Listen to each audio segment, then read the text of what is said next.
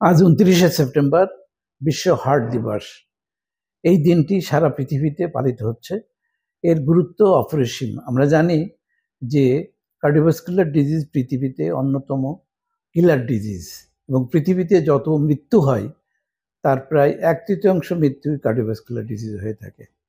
আবার এই ১/৩ মৃত্যুর ভিতরে শুধু হার্টের কারণেই হয়ে থাকে প্রায় 70% মৃত্যু, অর্থাৎ করোনা হার্ট ডিজিজের কারণে হয়ে থাকে 70% মৃত্যু। এবং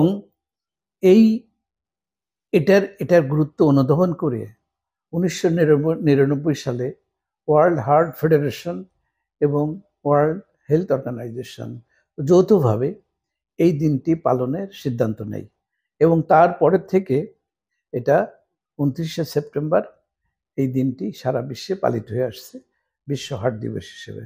এবং এটার উদ্দেশ্য হচ্ছে মানুষকে হার্ট ডিজিজের ভয়াবহতা সম্পর্কে সচেতন করা। এবং সবচেয়ে খুশির বিষয়টি, এই ডিজিজটা প্রায় 70% প্রতিরোধযোগ্য। আমরা যদি নিয়মকানুন মেনে চলি, খাদ্যাভ্যাস আমরা সঠিকভাবে খাই, আমরা হাঁটাচলা করি, ধূমপান পরিহার করি, ডায়াবেটিস, উচ্চ রক্তচাপ নিয়ন্ত্রণে রাখি, কোলেস্টেরল নিয়ন্ত্রণে রাখি, দুশ্চিন্তা মুক্ত থাকি, নিয়মিত ডাক্তারদের প্রেসক্রিপশন মতো ডাক্তারদের কথা মতো চলি এবং হাঁটাচলা করি, তাহলে আমরা এই ডিজিজটাকে প্রিভেন্ট করতে পারবো। কারণ এই ডিজিজের চিকিৎসা অত্যন্ত ব্যয়সাধ্য। হার্ট ডিজিজ আপনারা জানেন যে এখানে সেটা স্টেন্টিং হোক বা ওপেন হার্ট সার্জারি হোক, উভয় চিকিৎসায় অত্যন্ত ব্যয়সাধ্য।